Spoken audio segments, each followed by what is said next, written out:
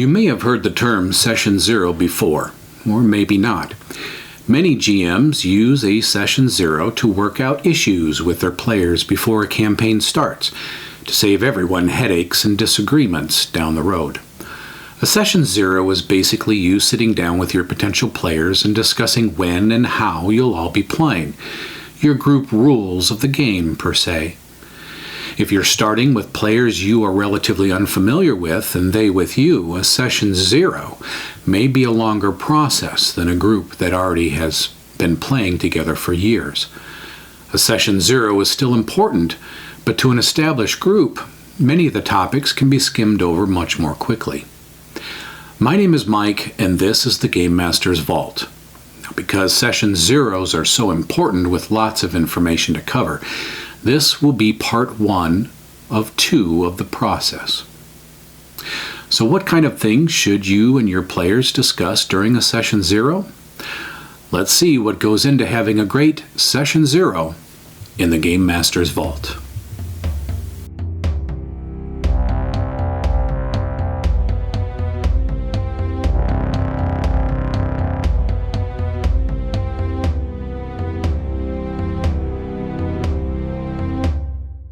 The first step to a great Session Zero actually takes place before the Session Zero.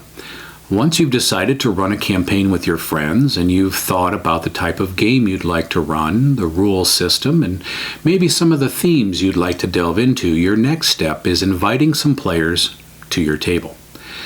Get potential players interested in your campaign idea by using an elevator pitch. An elevator pitch is just a term for being able to describe an idea or concept in a short amount of time, like an elevator ride. GM Chris Wilhelm offers a good way to put your campaign idea into a succinct pitch.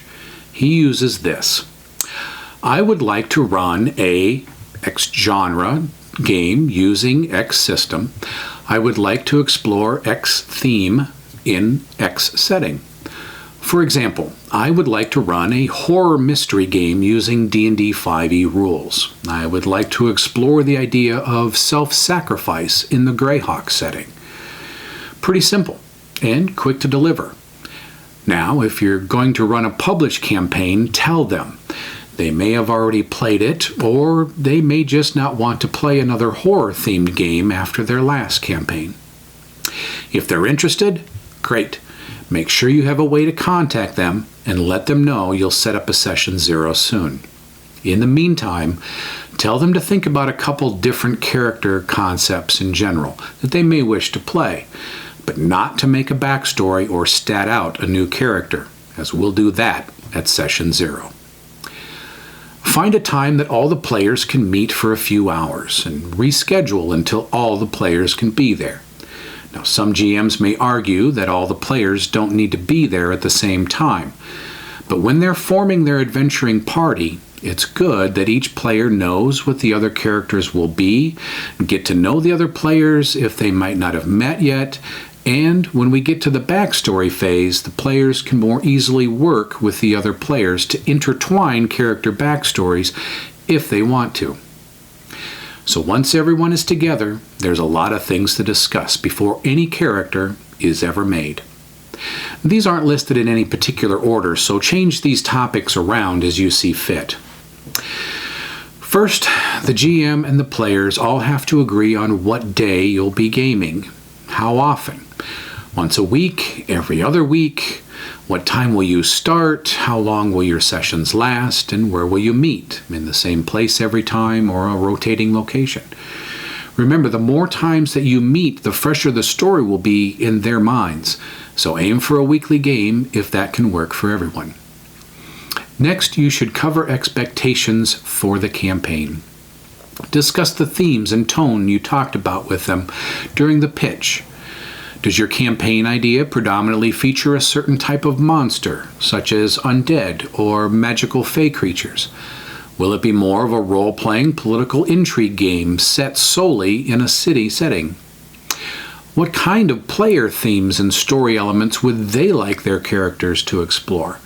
Love, self-sacrifice, finding inner peace, revenge, etc. Would everyone prefer a combat or role-play heavy game, or more equal? The next thing to discuss is the system you're going to use.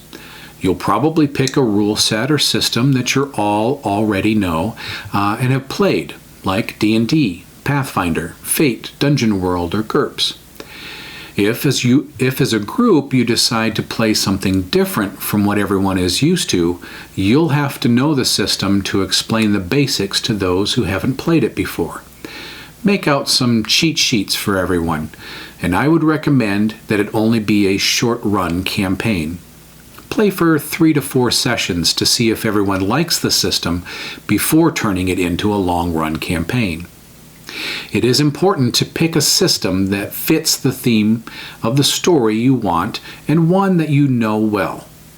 Every system has its strengths and weaknesses. Some are more suited to hack-and-slash combat, some to diceless role-playing. Some handle grander themes like mass combat or empire building better. And if you pick a shorter campaign when you're using a new system, you can find out if its rules and mechanics work with the type of game that you want to run. Don't break your game before it starts. If you believe certain classes, races, or alignments will negatively affect or simply don't fit into your campaign world, don't allow them. It's better to tell your players what's allowed rather than excluding a few books.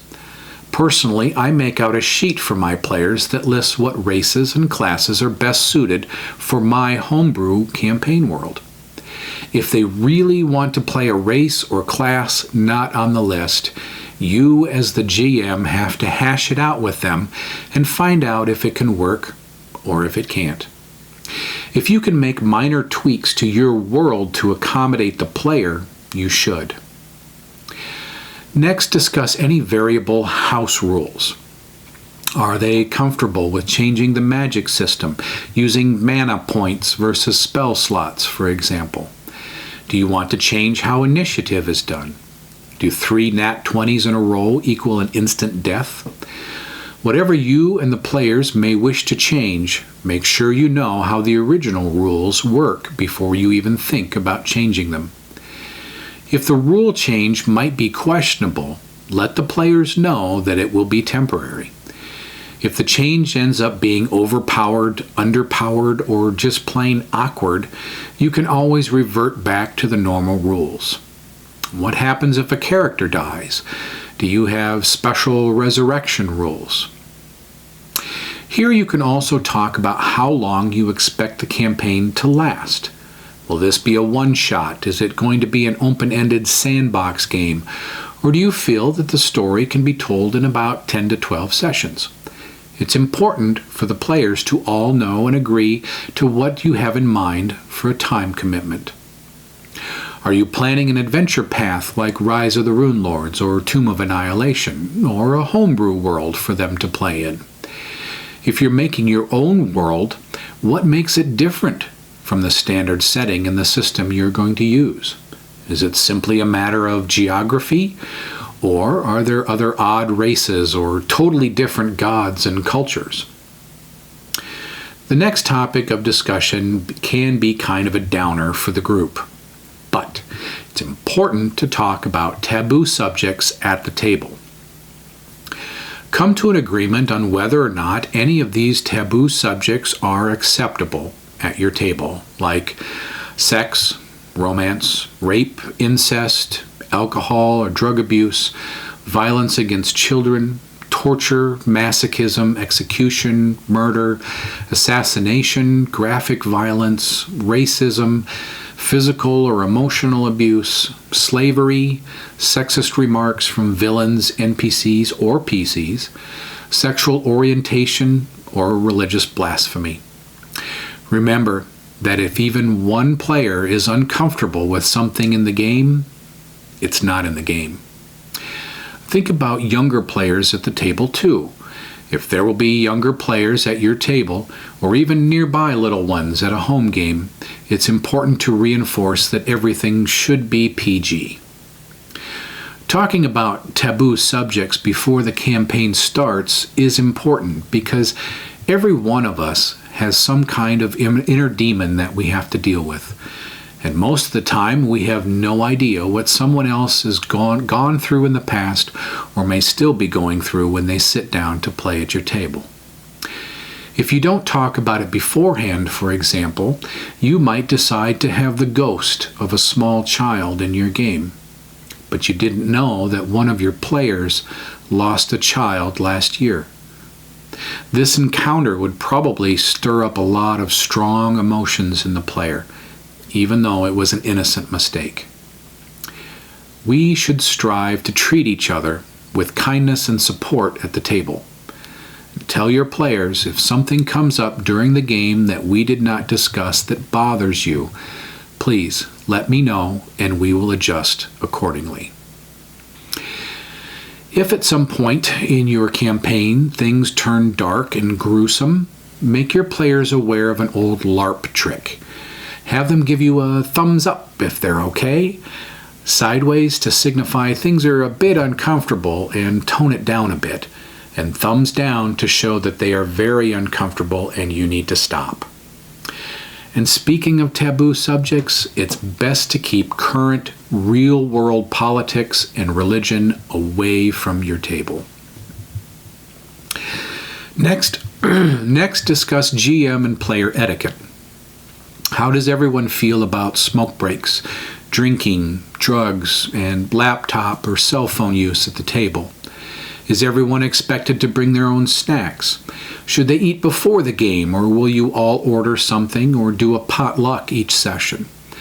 Everyone being responsible for cleaning up after themselves should be a given. And what happens if a player can't make a game? How are you going to communicate with each other? Will you make a Facebook group like I do? Will you share phone numbers and email addresses? Okay, now, all the basics are out of the way and we can get to everyone's favorite part of Session 0, making the characters and a party. So what kind of character creation rules are you going to have? What books can they use for character creation? If you're a brand new GM, limiting the books that can be used can make things easier for you and for brand new players. You can always allow other material into the game later once you've got your feet under you. But you should always be as flexible as you feel comfortable with. Remember that every option you allow is an option that you have to understand. You have to be familiar with the things your players will be doing, and so do they. They need to know their special abilities and spells. In our games, we use Hero Lab to create characters, so all this information is detailed on their character sheets. Slowing down play is one of my biggest pet peeves. A spellcaster who picks spells from 6 different books may need to reference all those books at the table. Having everything on their character sheet, or maybe spell cards for the casters, can help tremendously during combat encounters. Are there acceptable alignments for the characters to choose from? How are they going to level up? Are you going to use XP that they will need to keep track of, story milestones, or every X number of sessions? What level will the characters start at, and will the players need miniatures of their character? And with that information in place, we can move on to party formation. Here's where the players get to work together, deciding on how they want to balance the party. Who's taking which skills, languages? Who's the front line? Who's a magic user, trap disabler? Who's the negotiator, the scout? Who's in charge of mapping or keeping a party journal? And keeping track of resources and loot. Basically, who's doing what within the party? So you've gone over all the general stuff to avoid headaches down the road. The players have a good idea of the story and the world they'll be playing in and have figured out the general roles within the party that their character will play. In the next episode, we'll explore character backstories and how to get a good amount of information for future plot hooks and character story arcs. What other topics do you talk about at your table for Session 0? Have you ever even done a Session 0 before? Leave us a comment down below. If you got something out of this episode, give us a like and click the subscribe button for more great GM tips from the Game Master's Vault.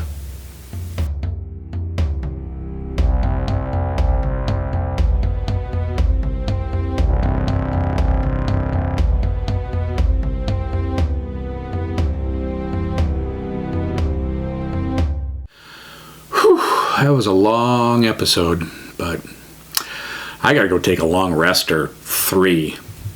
See you, nerds.